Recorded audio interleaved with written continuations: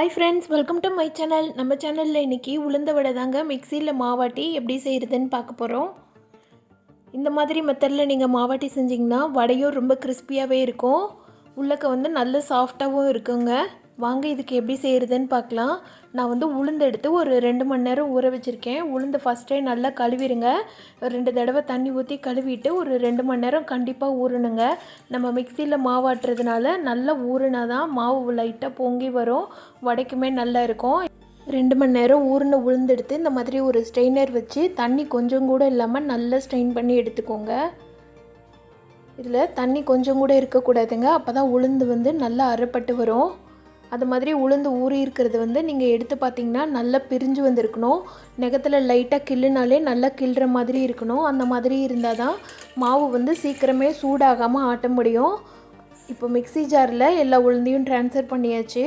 இது கூட நீங்கள் ஒரு ஐஸ் கட்டி இருந்ததுன்னா ஐஸ் கட்டி போட்டுக்கோங்க. மாவு சூடாகாமல் இருக்கும், லைட்டாக பொங்கி வரும்.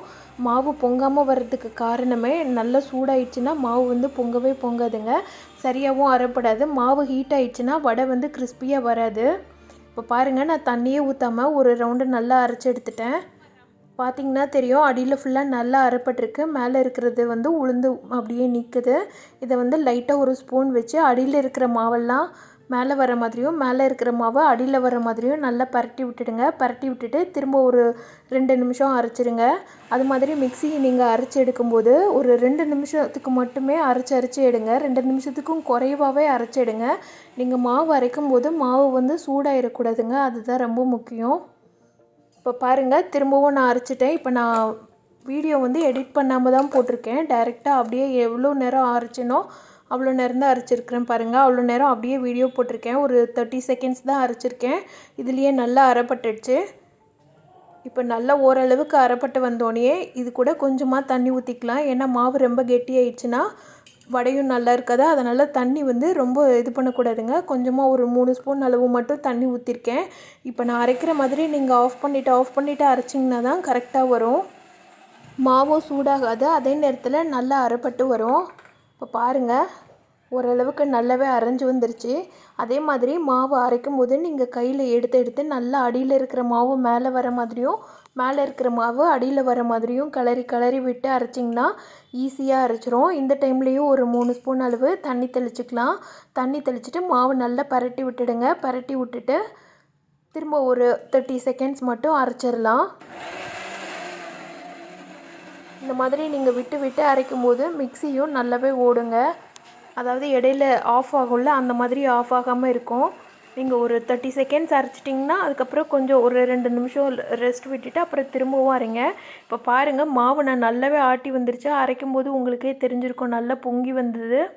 இப்போ இது கூட கொஞ்சமாக ஒரு 2 ஸ்பூன் அளவு அரிசி மாவு சேர்த்துக்கலாம். அரிசி மாவு சேர்க்குறதுனால வடை நல்லா கிறிஸ்பியாக இருக்குங்க. அதே நேரம் தண்ணி ஜாஸ்தி ஆயிடுச்சுன்னா நீங்கள் எக்ஸ்ட்ரா கூட அரிசி மாவு சேர்த்துக்கிட்டு அதை மேனேஜ் பண்ணிக்கலாம். அது மாதிரி அரிசி மாவு போட்டோன்னே மூடி க்ளோஸ் பண்ணிவிட்டு மாவு அரைக்க வேண்டாம். ஸ்பூன் வச்சு உளுந்த மாவோட அரிசி மாவு நல்லா மிக்ஸ் ஆகிற மாதிரி ஒரு தடவை நல்லா கிளறி விட்டுடுங்க. ஏன்னா நீங்கள் மாவு மேலே போட்டு அரைக்கும் போது எல்லா பக்கமும் தெரிக்கும், கரெக்டாக மிக்ஸ் ஆகாது. அதனால் ஸ்பூன் வச்சு கிளறிட்டு அரைச்சிங்கன்னா மாவு ரொம்ப சூப்பராக அரைப்பட்டு வந்துடுங்க. இப்போ பார்த்திங்கனாலே தெரியும், தண்ணி அந்த அளவுக்கு இல்லை, மாவு எவ்வளவோ ஸ்மூத்தாக இருக்குதுன்னு சொல்லிட்டு. ரொம்ப சாஃப்டாகவும் இருக்குங்க வடை, கிறிஸ்பினஸாகவும் இருக்கும், நல்லா கிறிஸ்பியாகவும் இருக்கும். நம்ம அரிசி மாவு சேர்த்துருக்கிறதுனால இது கூட வேறு எக்ஸ்ட்ரா எந்த மாவும் சேர்க்கலைங்க. பாருங்கள், மாவு நல்லா பொதுன்னு வந்திருக்கு. நம்ம ஆட்டின மாவு தாராளமாக ஒரு 20 வடைக்கிட்ட தாராளமாக வருங்க. நிறைய குவான்டிட்டி செய்கிறதுனா நீங்கள் கிரைண்டரில் போட்டு ஆட்டலாம். இந்த மாதிரி கொஞ்சமாக செய்கிறதா இருந்ததுன்னா நீங்கள் மிக்சிலேயே அரைச்சி எடுத்துடலாம். இந்த மெத்தடில் அரைச்சி ட்ரை பண்ணி பாருங்கள், ரொம்பவே நல்லா வருங்க. இப்போ வடைக்கு உண்டான இன்க்ரீடியன்ட்ஸ்லாம் சேர்த்துடலாம். பெப்பர் 2 ஸ்பூன் சேர்த்துருக்கேன். பச்சை மிளகாய் குட்டியாக நறுக்குனது சேர்த்துருக்கேன். ஒரு கொத்து கருவேப்பிலை மைனூட் சாப் பண்ணி நறுக்கி சேர்த்துருக்கேன். பெரிய வெங்காயம் 2 பெரிய வெங்காயம் நல்ல பொடியாக நறுக்கிட்டு சேர்த்துருக்கேன். கொத்தமல்லி ஒரு கைப்பிடி அளவு சாப் பண்ணிவிட்டு சேர்த்துருக்கேன். இதுக்கு தேவையான அளவு உப்பு சேர்த்துக்கலாம். இதெல்லாத்தையும் சேர்த்துட்டு நல்லா மிக்ஸ் பண்ணி விட்டுடலாம். மாவு கிண்டும் போதே பாருங்கள் எவ்வளோ ஸ்மூத்தாக இருக்குன்னு சொல்லிட்டு.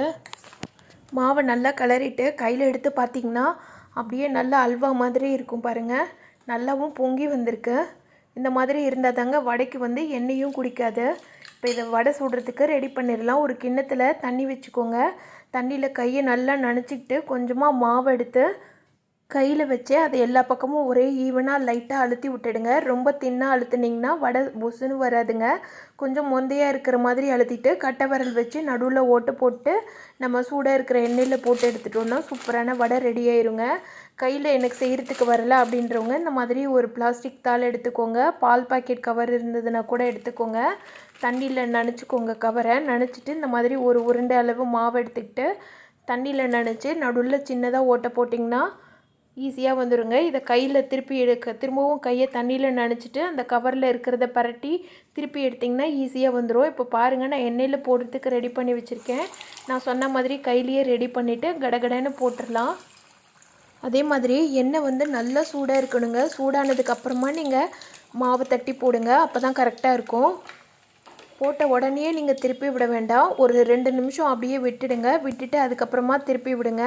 ஒரு சைடு கலர் லைட்டாக சேஞ்ச் ஆகிருக்கும். அதே நேரம் எண்ணெயோட சலசலப்பெல்லாம் ஓரளவுக்கு குறைஞ்ச மாதிரி இருக்கும். அந்த டைமில் நீங்கள் திருப்பி போட்டு இன்னொரு பக்கமும் வேக விட்டு எடுத்துருங்க.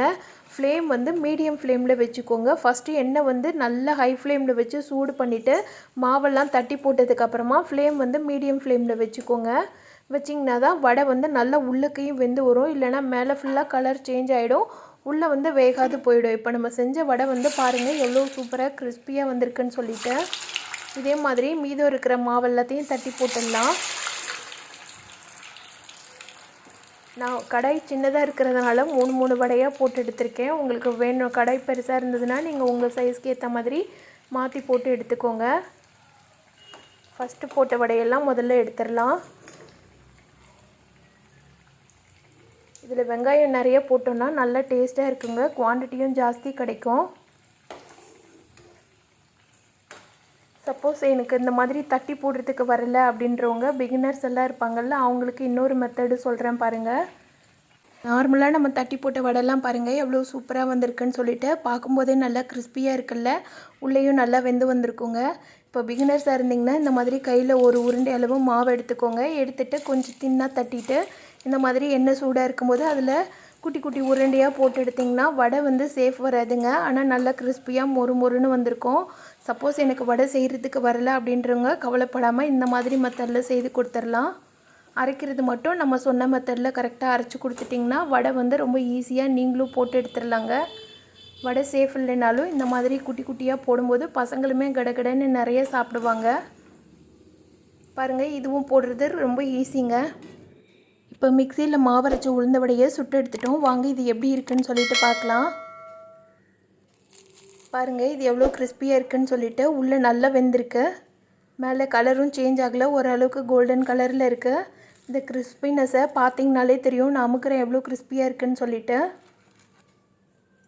இது நம்ம குட்டி குட்டியாக போட்டு எடுத்தோம்ல அந்த வடைங்க. இது மாதிரி போட்டிங்கன்னா உங்களுக்கு வேலை சீக்கிரமே முடிஞ்சிடும். அவ்வளோதாங்க, டேஸ்டான கிறிஸ்பியான உளுந்த வடையை எப்படி செய்கிறதுன்னு பார்த்துருப்பீங்க. இந்த வீடியோ பிடிச்சிருந்ததுன்னா இந்த வீடியோவுக்கு லைக் பண்ணி சேனலை சப்ஸ்கிரைப் பண்ணாத ஃப்ரெண்ட்ஸ் எல்லாம் சப்ஸ்கிரைப் பண்ணிக்கோங்க. தொடர்ந்து நம்ம சேனலுக்கு சப்போர்ட் பண்ணுங்கள். Thank you friends.